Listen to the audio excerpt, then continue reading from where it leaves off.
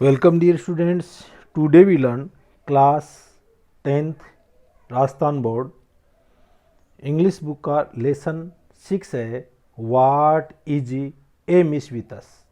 ए miss का मतलब होता है चूक, गलती, कमी, अनुचित, यानी कौन सी ऐसी चीज़ है जो हम लोगों में उसकी कमी है या हम उसका सही पालन नहीं करते हैं, या क्या ऐसी चीज़ है जो अनुचित है या सही नहीं है। तो this lesson is written by S M. Goyal. S M. Goyal के द्वारा ये लेसन लिखा गया है। और इस लेसन के अंदर हमारा जो देश है, इतना विशाल देश है, और इसके जो नागरिक हैं उनके अंदर वो कौन कौन सी छोटी छोटी चीज़ें हैं, यदि अपन उसको सुधार लें तो अपना जो देश है वो विश्व के अंदर रोल मॉडल बन सकता है। तो सबसे पहले अपन अबाउट द राइटर और अबाउट द लेसन लेते हैं। अबाउट द टेक्स्ट, तो that lesson is about to learn civic sense. Civic होता है नागरिक, नागरिक समझदारी। ये जो लेसन है, इस लेसन में ये बताया जाए कि एक नागरिक के रूप में हमारी समझ कैसी होनी चाहिए, वो हमें सीखना चाहिए। विच वी नोविंगली और अननोविंगली डोंट ओबे और फॉलो। और वो जो नागरिक समझ है ना, उसको या तो हम जानबूझ करके या अनजाने में उसका ओबे अनुसरण नहीं करते हैं, उसका पालन नहीं करते हैं। The lesson is also very much inspiring to improve our behaviour. और जो ये लेसन है वो बहुत ही प्रेरित करने वाला है, जिससे हम हमारा जो व्यवहार है उसको इम्प्रूव कर सकते हैं, बढ़ा सकते हैं। And manners towards other and over self, यानी हमारा जो बिहेवियर, व्यवहार है, और हमारे जो तौर तरीके हैं वो अन्य लोगों के साथ में और हमारे स्वयं के साथ में भी उनमें इम्प्रूवमेंट होगा। इस चीज़ को बढ़ाएगा ये लेसन, ये part. If you develop civic sense, यदि हम नागरिक समझदारी का विकास कर लें इन ओवर सेल्फ, अपने अंदर, we can make our life better and healthy. और इतना करने के ऊपर इन सब चीज़ों को यदि हम समझ लें और मान लें तो हम हमारा जो जीवन है उसको अच्छा बना सकते हैं, हमारा जो स्वास्थ्य है उसको अच्छा बना सकते हैं। तो बच्चों, आपने इसका जो निचोड़ है वो इसके अंदर आ गया कि इस लेसन को पढ़ने के बाद में हम हमारे देश को कैसे ऊंचाइयों पर ले जा सकते हैं, हमारा जीवन कैसे अच्छा बना सकते हैं, हमारा हेल्थ कैसे अच्छा बना सकते हैं, और इसके लिए जो बातें लेखक इस लेसन में बताई गई हैं उनका पालन अपन को करना है। अपने अंदर एक नागरिक समझदारी है वो पैदा करनी है। Now we start original text. अब हम जो मूल पाठ है उसको शुरू करते हैं। उससे पहले बच्चों, आप इस चैनल को सब्सक्राइब करो, इस वीडियो को अपने साथियों के साथ में शेयर करो, जिससे कि उनको भी इसका लाभ मिल सके। और किसी प्रकार का कोई कमेंट हो तो कमेंट सेक्शन में जाकर के कमेंट्स करो। वीडियो अच्छा लगे तो उसको लाइक करो, और अच्छा नहीं लगे तो डिसलाइक करो।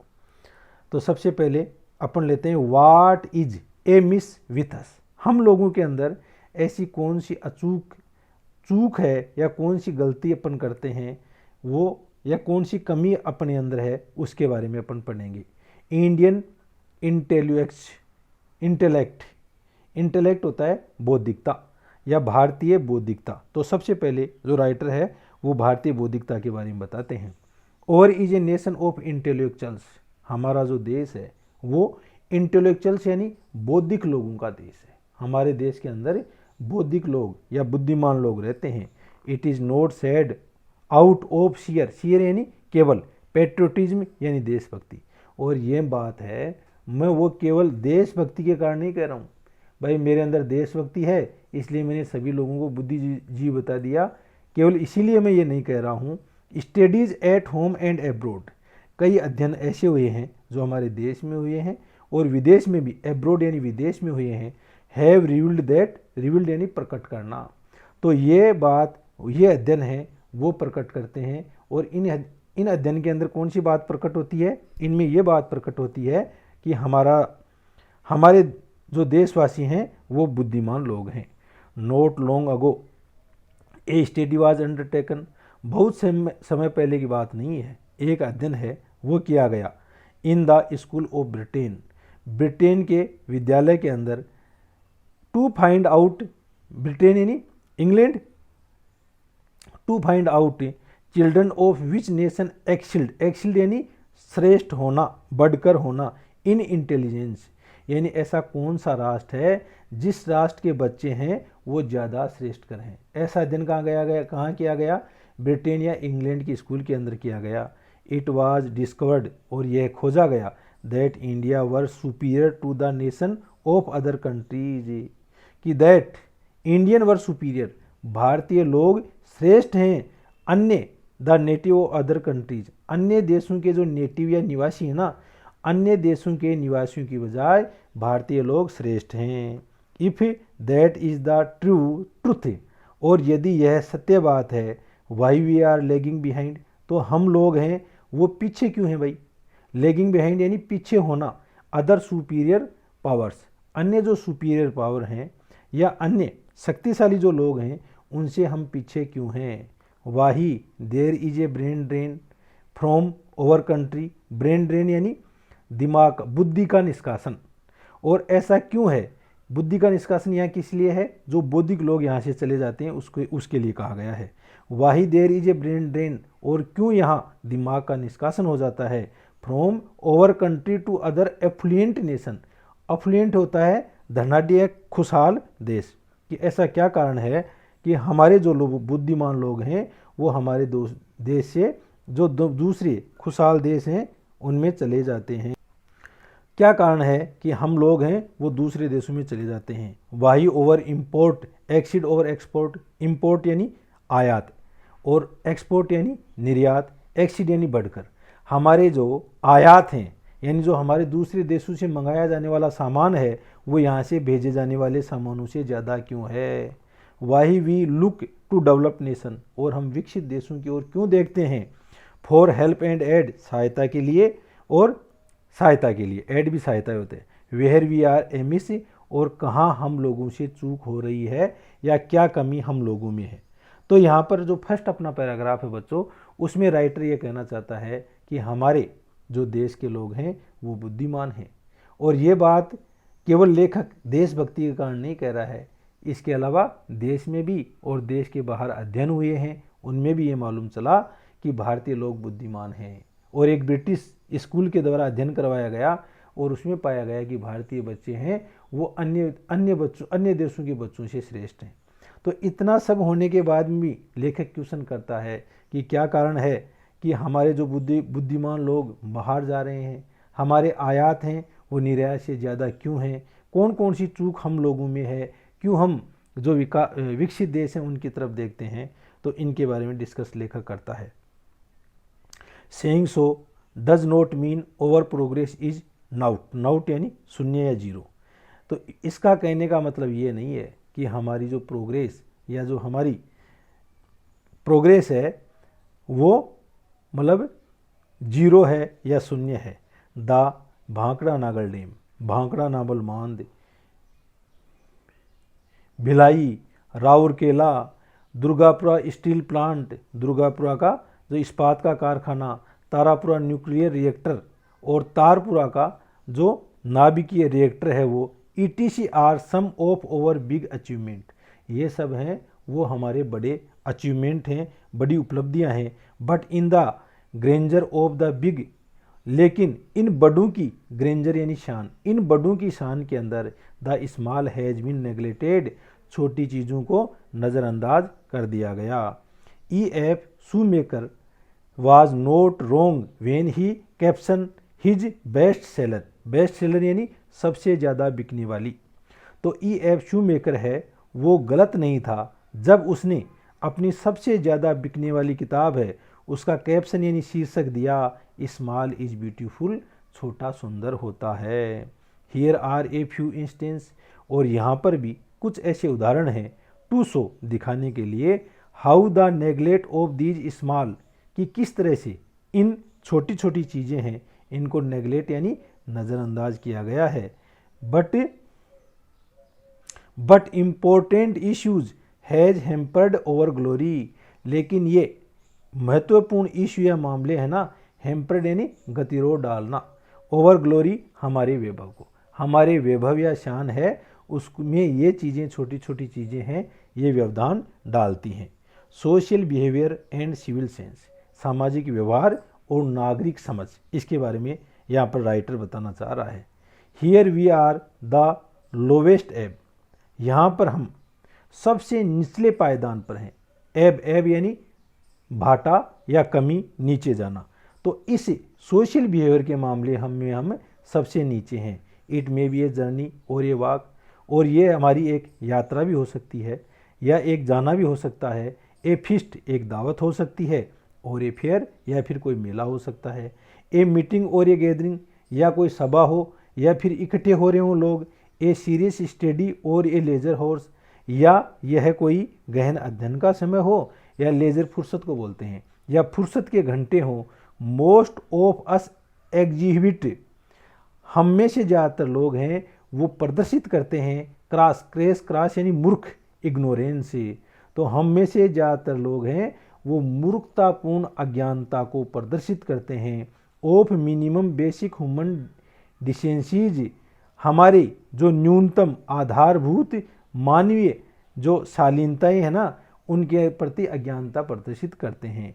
लेट अस सी, हमें देखना चाहिए, how and where we lack in our social behaviour, कि कैसे, हाउ यानी कैसे, और कहाँ पर, लेक यानी कमी, इन ओवर सोशल बिहेवियर, हमारा जो सामाजिक व्यवहार है उसके अंदर क्या कमी है। एंड कल्टीवेशन, कल्टीवेशन होता है उन्नति करना, किसी चीज़ को सुधारना। ऑफ सिविक सेंस, और किस तरह से हम हमारा जो सामाजिक समझ है, नागरिक समझ है, उसको उन्नत करें। तो इसके लिए हमें देखना होगा। तो सबसे पहले आता है नॉइज पोल्यूशन या ध्वनि प्रदूषण।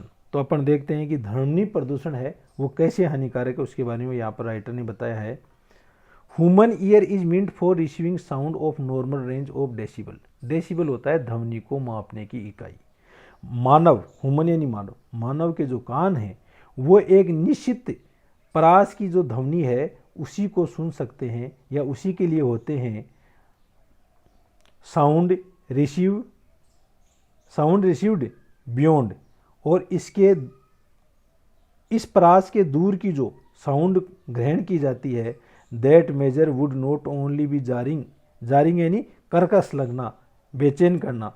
तो ये जो ध्वनि उच्च ध्वनि है या इस परास के अलावा की जो ध्वनि है वो हमें बुरी लगती है, but also damaging to our hearing sense organs, और इसके साथ साथ में ही डैमेजिंग यानी नष्ट करना, ये हमारे जो सुनने के ऑर्गन्स हैं, अंग हैं, कान वगैरह, तो उनको भी ये नष्ट कर देती है।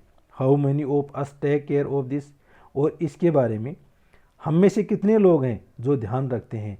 It may be a TV programme, ये टीवी का प्रोग्राम भी हो सकता है या कार्यक्रम हो सकता है, और ये रेडियो ब्रॉडकास्ट या फिर रेडियो पर प्रसारण हो सकता है।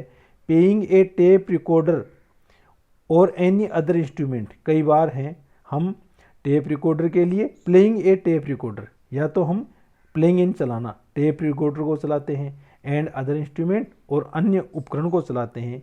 इवन ए गॉसिप, कई बार हम गपशप करते हैं, और ए चिट चैट या बातचीत करते हैं इन ए कंपनी समूह के अंदर। All are heard at a very high pitch, और इन सब चीज़ों को हाई पिच यानी उच्च परास के अंदर सुना जाता है। We may be used to it, हम इन सब चीज़ों का उपयोग करते हैं। यूज टू यानी हम इन चीज़ों के आदि हैं। But what about those living around us, but what about those living around us, लेकिन उन लोगों का क्या होगा जो हमारे आसपास में रहते हैं। Over neighbour may be serious student, हो सकता है कि हमारा पड़ोसी है वो एक गंभीर विद्यार्थी हो, या फिर एक सिक पर्सन, एक बीमार व्यक्ति भी हो सकता है, और या a person loving being, a peace loving being, peace यानी शांति, एक शांति को प्रेम करने वाला व्यक्ति भी हो सकता है। Have we ever thought of him, क्या हमने कभी उन लोगों के बारे में सोचा है क्या। How much agony do we cause to her him, agony यानी कष्ट, कितना कष्ट हम के, कितने बड़े कष्ट के कारण हम उसके लिए हो सकते हैं। The neighbour being a person और कूल टेम्परामेंट, और ये भी हो सकता है कि हमारा जो नेबर है, पड़ोसी है, वो एक कूल टेम्परामेंट, शांत मिजाज का व्यक्ति हो। डज नॉट कवरल विथ अस, और वो हमसे नहीं लड़ता हो। एंड सफर्स इन साइलेंस, और चुपचाप सफर यानी कष्ट सहता हो। The poor fellow shuts the window.